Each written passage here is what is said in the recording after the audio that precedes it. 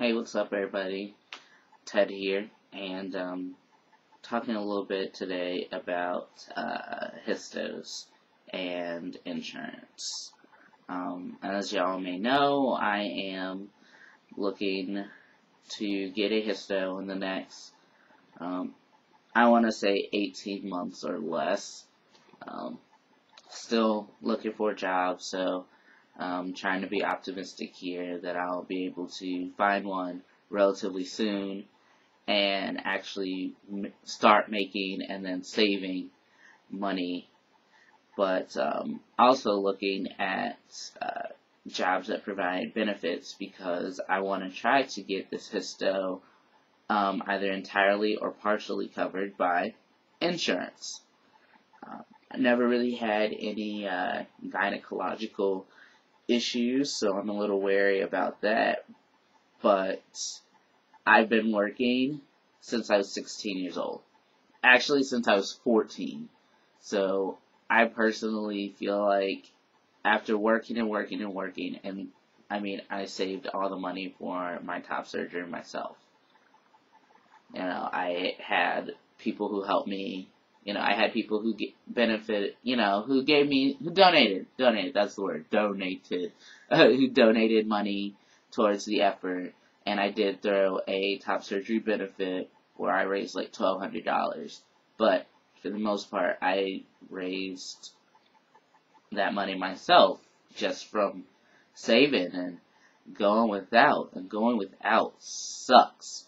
So I would love to, get this Hysto partially covered or all the way covered by insurance. And I'm cool with, paying premiums and all that stuff, because, it's really becoming too much and kind of a hassle for me to be paying out of pocket for all my medical expenses, which luckily I've been in good health my entire life, other than getting kind of sick, with colds and that type of stuff. Never had any type of major illness. But I want health insurance. I want to just pay a copay. I want to be like, alright, I have to go to the doctor, so let me go get $30 to pay my copay. That's what I want, the American dream, so to speak. And with all that being said,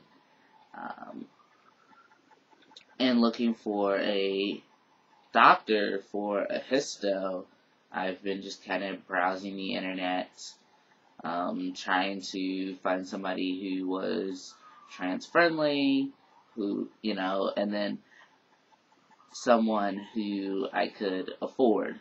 Because I have also found in the past that some doctors, and some, not all, but some doctors who claim to be trans-friendly take advantage of that. And they will hike up the prices of stuff because they know that getting adequate medical care and being trans, don't always go hand in hand. I have, encountered a mental health professional, I won't say her name, but she's in the Northeast Ohio area, and 2 years ago, almost 3 years ago now, when I talked to her about getting a letter for top surgery, she quoted me $25 a session without insurance, and told me that it would probably take, maybe 2 or 3 months just so we got acclimated with one another, and that would be like a session every other week. Cool. I recommend her now, in 2010, a couple months ago, and she's charging people $75 to $125 a pop without insurance, and telling people that in order to get a letter for tea, in order to get a letter for, anything, whether they've had previous counseling or not, that it's going to take, 6 to 12 months, and she's going to have to meet them every week. And I was really pissed off, because I felt like she was taking advantage of the fact that we as trans people have to jump through so many goddamn hoops just to live a quote-unquote normal life. You know, cisgender people, they don't have to, you know, if a cisgender woman wants to get breast implants, she doesn't have to go to a therapist and get a letter saying that, alright, she's good. She's good to have breast implants. But, you know, we as trans people, we have to get letters and referrals, and we have to use the same, you know, we have to use like the same little network of providers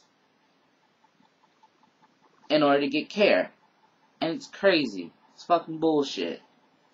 So, you know, I'm really trying to look for somebody who is, honestly, if a hysterectomy is a hysterectomy, as far as I'm concerned. You don't have to be some trans expert, in my opinion, to give a trans man a hysterectomy. If you're cool with me being trans and you are a good surgeon, then I'm going to go to you regardless. I've become kind of jaded on folks who call themselves gender experts and gender programs and all this other stuff.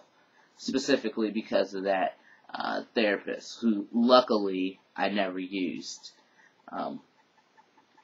So, now that I'm done with my little rant, hysterectomy next on my radar.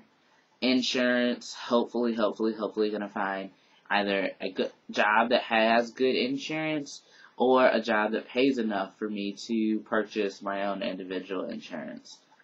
Companies that I found that are pretty good. And this, mind you, this is just in Ohio. Health insurance companies, for some reason, they have different shit that they offer for different states, which is really obnoxious. But Aetna is pretty good. Anthem Blue Cross and Blue Shield, also good. Cigna with a C looks to be pretty decent, and United Healthcare. So those are all tending to be pretty good, just on the research that I have found. Those companies, as far as I have found so far, mind you, I'm still doing research, don't have specific exclusions in their policies that would exclude transgender care. Now, they all have stuff that say that, all meaning, I'd probably say 95 to 98% of healthcare companies exclude absolutely anything that's deemed to be not medically necessary. So, you know, a health insurance company, they could always say that, oh, well, there's nothing wrong with your, you know, with your uterus, so you can't get it removed. So there's always that. But there's not, with those companies, I haven't been able to find anything where they have explicitly excluded transgender medical needs, which is awesome. So check me out here on Thursdays-ish, and also on Thursdays check out Ohio Trans Kings, because that's me talking about those topics. Alright, so this is Ted signing out. Peace.